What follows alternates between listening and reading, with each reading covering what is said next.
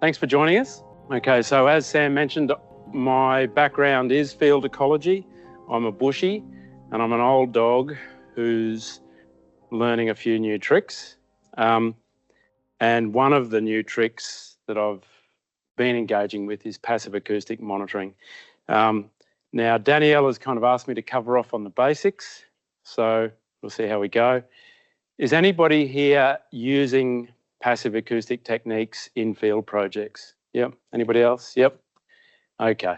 So I'll we're all here because we're trying to make sense of biodiversity in some way or another. We live in a part of the world that is a biodiversity hotspot, and biodiversity data, trying to make sense of biodiversity is difficult. So what I'll try and show you is just one of many tools, and I'll make it very clear from the outset. PAM, passive acoustic monitoring, passive acoustic data sets, does not replace field experience. So when you study sound, you're not studying animals, you're studying sound. And what we're doing is we're using sound as a proxy for animals. And so you've always got to remember that and understand where you're introducing limitations into a project, because you're not studying animals, you're studying sound. So I'll get a few things out of the way. I'm here today wearing this shirt, Frontier Labs. I also wear another shirt. My partner Alina here is wearing it. It's our field ecology gig, and we spend a lot of time in the bush. Frontier Labs is a local Australian designer and manufacturer of passive acoustic equipment. And they hire me as an ecologist, and I help their clients get good results with projects. So if you're interested in passive acoustic data sets or passive acoustic potential for passive acoustics, Frontier Labs supply me to people using their gear, and I help people set up projects, and I teach people how to use the hardware and also how to interact with sound. Okay, so with that out of the way, what is sound? Anybody want to have a crack at? Yeah. Sound is energy. It's kinetic energy. It's movement. And it's movement in a medium. Air, water. If it's in something solid, we typically call that vibration. But sound is energy. It is not light. Sound doesn't travel through space. Okay, sound needs to travel through a medium, and it propagates from source outwards. So we can, when we're talking about sound, we can sort of divide sound up into various ways. We can talk about geophony, which is, I think of it as earth sound, anthropophony, human sound, music, a car on a road. And we can talk about biophony, sound made by the living. And when we talk about biophony, we break biophony up into components. And because we're humans and we're rather arrogant, we do that from the perspective of human perception. So just one thing I'd maybe like you to consider is biophony, sound made by the living, is almost always made with purpose, not accidentally. So anything that is making sound takes energy to make the sound. It's usually doing it for a reason. And if you think about sound in natural systems from that perspective, it can help you make sense of things, and it can tell you something. Come on in. Hi, Jacqueline. Ben. So moving forwards, you'll hear people like Daniela and I use the term signal, and you'll hear us use the term noise. Signal is, in this case, biophony that means something to us. It may be the call of a glossy black cockatoo, or a ground parrot or a yellow-bellied glider. Everything else in your passive acoustic data is noise. So regardless of how interesting it may be, with respect to our signal, everything else is noise. And one of the real difficulties with passive acoustic data sets is finding signals, the signals that interest you, in your noise. So just think about your signals always being embedded in noise. I mentioned earlier that in our arrogance, we are talking about sound and biophony with respect to us. So human perception of sound is generally humans can hear sound between about 20 hertz, and hertz, H-E-R-T-Z, is just a measure of anything that's cyclical. So when we're talking about sound, we can talk about hertz as the frequency of cycles in sound. So humans generally hear from 20 hertz up to 20 kilohertz. This human, my hearing claps out at about 12 kilohertz. So as we get older, the range of sound that we can hear slowly shrinks. Okay, so I've already got a set of hobbles on my ability to make sense of sound, and my ability as a field ecologist with respect to any data sets or anything that I'm doing with my hearing is going to change. So this brings us to something else that I'd like to talk about. But generally, just quickly, 20 hertz to 20 kilohertz is what we call audible sound, audible to humans. That's when you see the term acoustics, generally acoustic studies are done in that frequency range. Sound below that, we use the term infrasound, and infrasound may be, think of infrasound as big sound. Think of it as the rumbles made by an elephant that we can't hear, that they can hear.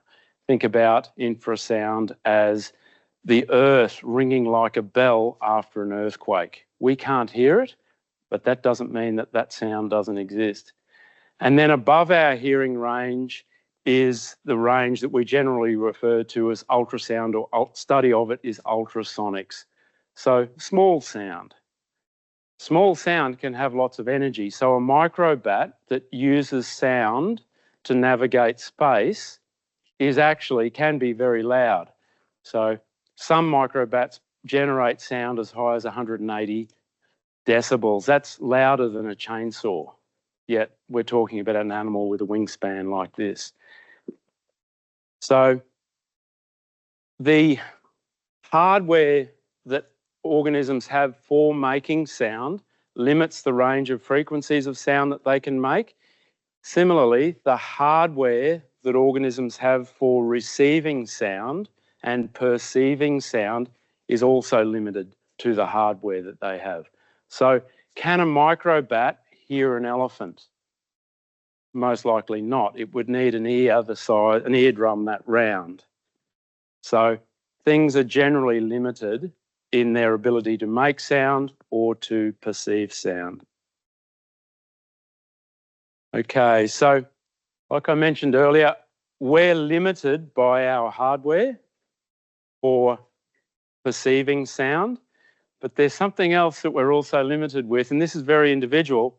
We're always running an algorithm between our ears that limits our perception, what we notice, what we can notice. And it's limited by what we're actually paying attention to in the moment, but also by our history of experience as well. So people that are musicians generally hear sound differently to people that are not musicians. That's just a crude example. So when I said we're using sound to make sense of nature, we're constraining, just by recording sound, we're placing constraints on nature. So we're studying sound, it is not nature. Likewise, when we're trying to make sense of sound as humans, we're placing constraints on that as well. So it's just useful to always be aware that studying sound is not studying nature, and we're doing it through a series of filters, perceptual filters. So PAM, passive acoustic monitoring data that we've collected with a recorder like that is just digital data. And Daniela's going to cover off on, in the case of her work, how we make sense of that. But once again, just remember that it's limited. Our sense making is limited. Now, anybody here ever done call playback? But yeah. So you can think of that as an active acoustic technique. It's not passive. So you're interacting with a natural system when you do call playback. You're perturbing a natural system when you do call playback. So passive acoustic data, which is what we're talking about here, is just that. It's passive. It's not active. So that's, I mean, it is a strength. Call playback is, in some situations, something we probably shouldn't be doing. And so passive acoustic data really shouldn't influence natural systems much when we collect it. So this leads me to a few more aspects of that. So the way we interact with the natural world, we're humans, we're bipedal, we're big, we're fast, we've got forward-facing eyes. We are predators. When we step into a natural system, it notices us and it's paying attention to us. So let's say I'm collecting bird diversity data for a particular purpose, and I'm going to a number of different sites, and this is a traditional technique, doing a point count. You're standing there for 10 minutes or 20 minutes and you're writing a bird list. If I go to a picnic ground, that's one of my sites where the birds see people all the time, am I likely to get a representative bird list in 20 minutes of the birds that are there? Most likely.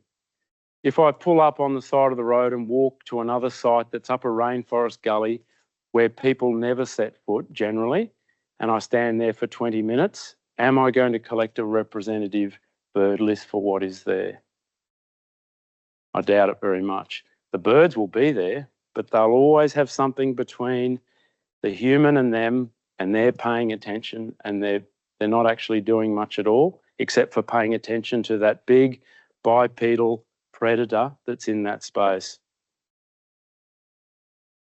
Yeah, right, go for it, guys. Yep.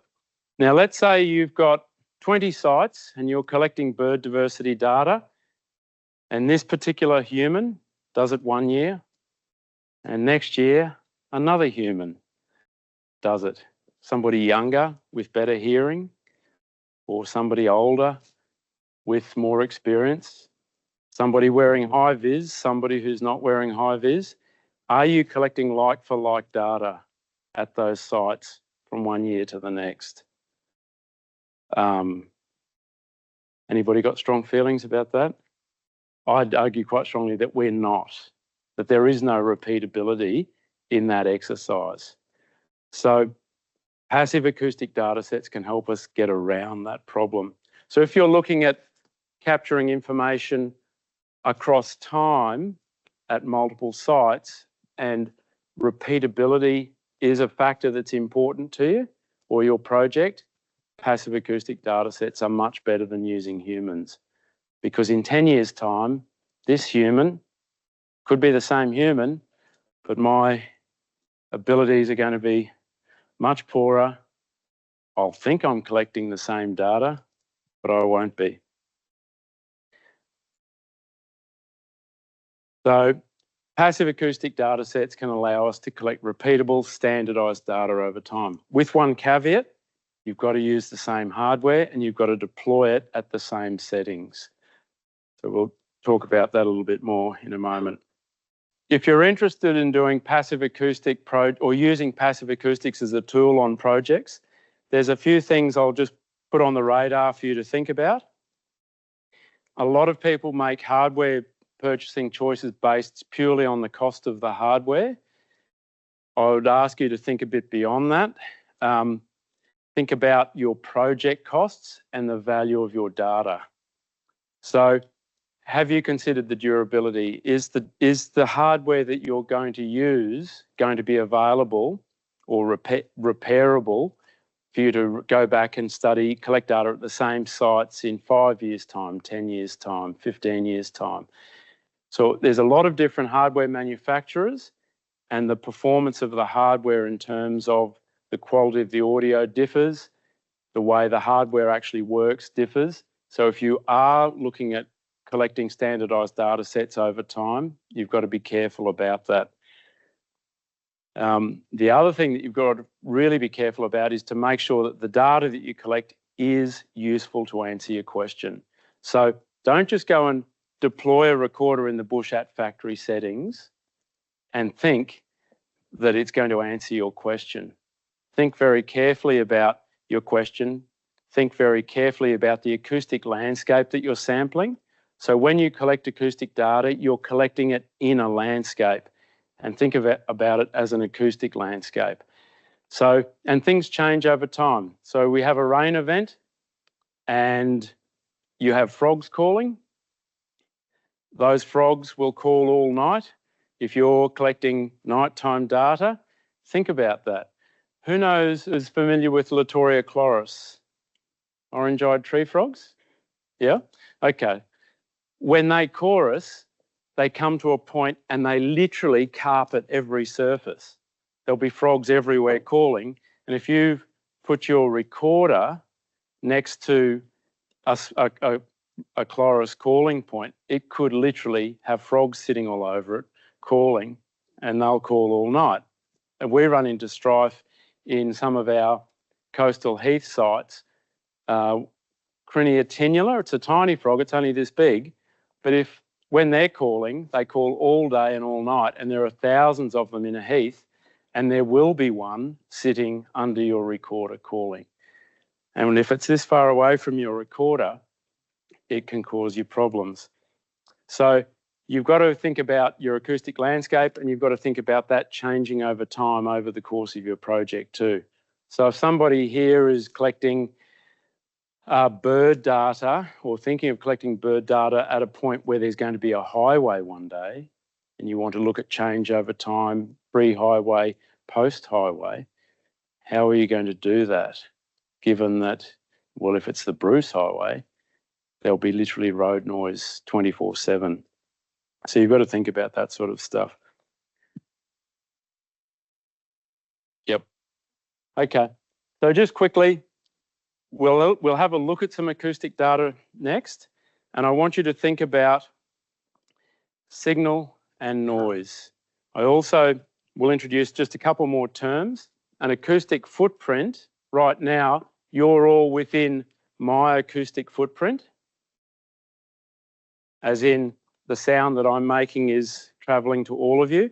Each one of you has an ear that has me within its acoustic envelope. Okay, so when you're collecting acoustic data, you've got to make sure that the acoustic envelope of your study animal overlaps with the acoustic envelope of your recorder overlaps with the acoustic footprint of your study animal. And you've got to think about that.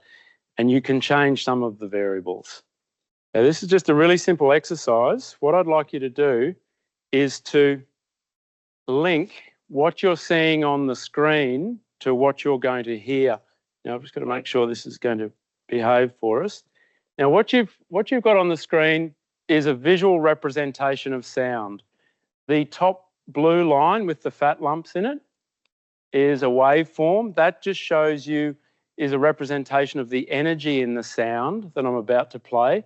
And the multicolour image below it is a spectrogram. The vertical axis is frequency, the horizontal axis is time.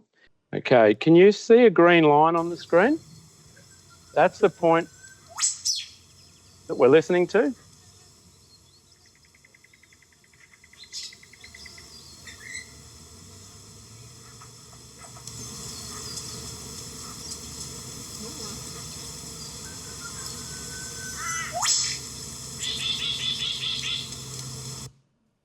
You all hear that?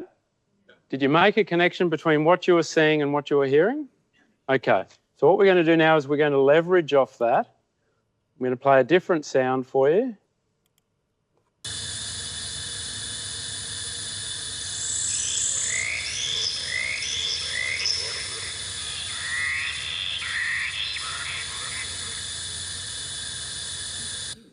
Now, see those horizontal bands of darker grey? That's insect noise. This is a recording at night. But see the other really smudgy, complicated smudgy sounds? That's what we're interested in. What does that look like to you? Does it look like a fingerprint? Something that's like a signature? You can think of it like that. Okay, does anybody recognise that sound? Yep. Anybody want to chuck it out here? Yeah, sure is. Yep, it's 2 yellow-bellied gliders. And what we're curious to know is whether we can recognise them as individuals by that call. So that's something that would be really cool to explore. Okay, so remember I said that the horizontal axis is time, the vertical axis is frequency. So a yellow-bellied glider call spans a frequency range of roughly 500 hertz, see here, up to about 8.5 kilohertz. Now we hear it very well in the bush. It's easily within our hearing range, but there's a problem with yellow-bellied gliders. They live in often wet sclerophyll forests. It's difficult to move around with, and they're highly mobile. And they'll easily travel hundreds and hundreds of metres in a night, and they only call sporadically. So if you're trying to answer a question, are there yellow-bellied gliders in my patch of bush, where are you going to stand and for how long? And hopefully hear them as they pass through where you happen to be. So what I'm going to show you is how we can be in as many places as we like for as long as we like. So this is,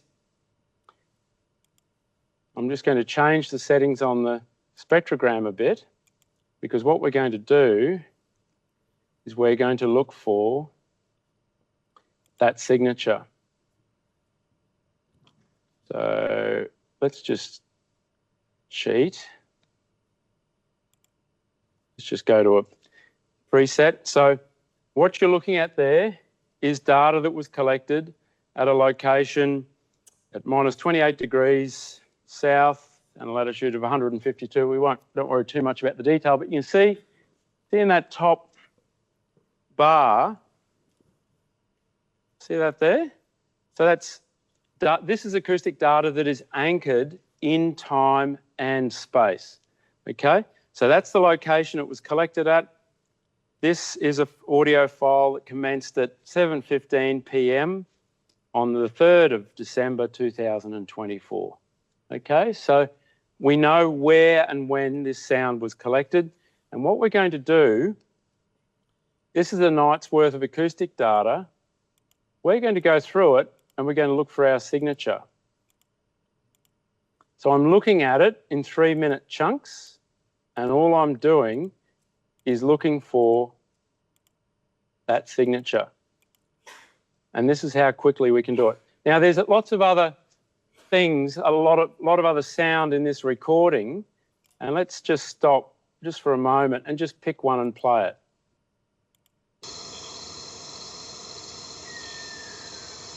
Can you hear that? Yep. And what we can do is we can just play the bit within our box.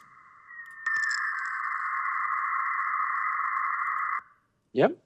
But that's not what we're looking for. That's not our signature. That is just a noise. Does anybody recognise that noise? Yeah. Yep. But that's just noise. We're not interested in that. We're looking for yellow-bellied glider. So this is a whole night of recording. Okay, here's a better one here. So if we zoom in on that, you see our signature? It's a lot further away from the recorder, but we can, good thing about acoustics is we can instantly verify it just by playing it.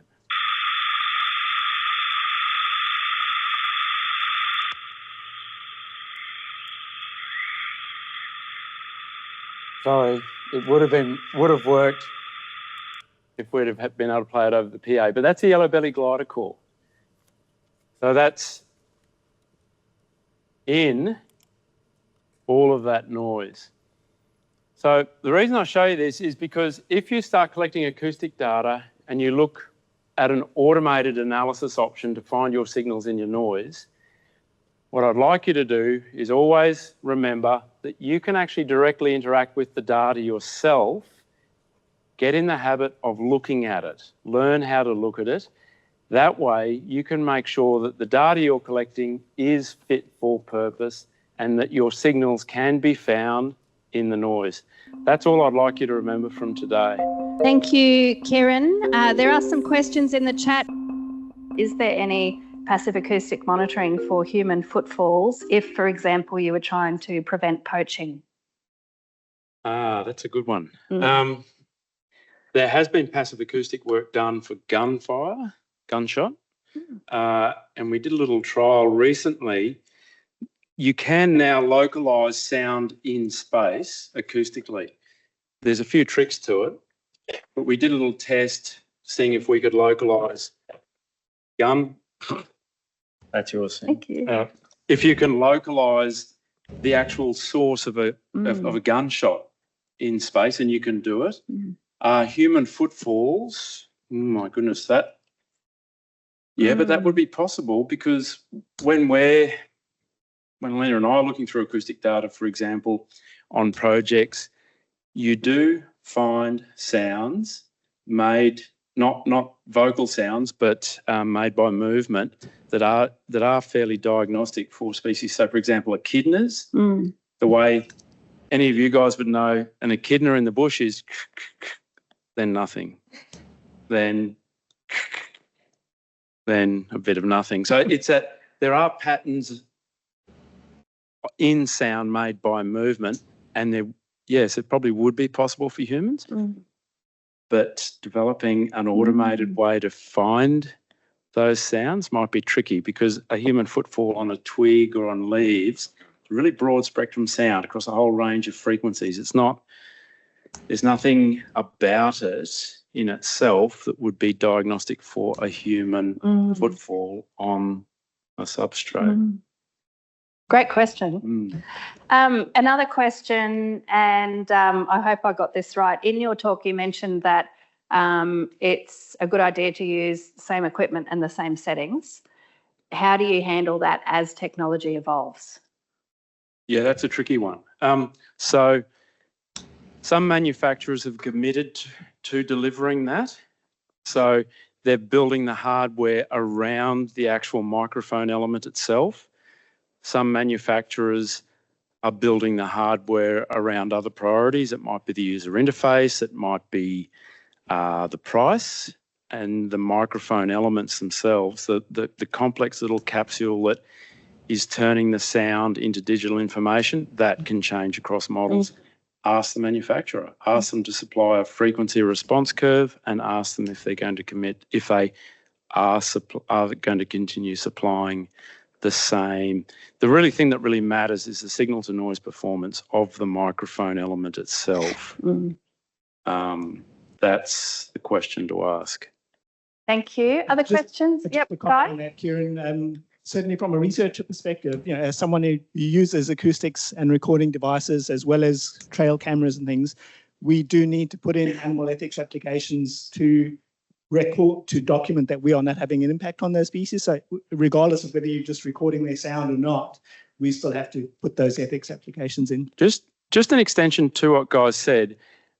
So the background I come from is using traditional is a bad term for this, but using active interaction, actively interacting with animals. So you're using traps, you're using pitfall traps, Elliott traps, you're using a bright spotlight, you're using techniques that impact on whatever it is that you're studying. With animal ethics legislation and the framework of our thinking with animal ethics is if there is a way to reduce your impact or your influence on your study animal, you should be using it. So, for example, if you can use infrared technology to stand there in the dark and look for your animals instead of shining a 150 watt spotlight round, that's what you should be doing. If you can effectively monitor your animal using passively collected sound, I'd argue that that's what you should be doing. And so Alina and I have animal ethics clearances for doing our biodiversity assessment work.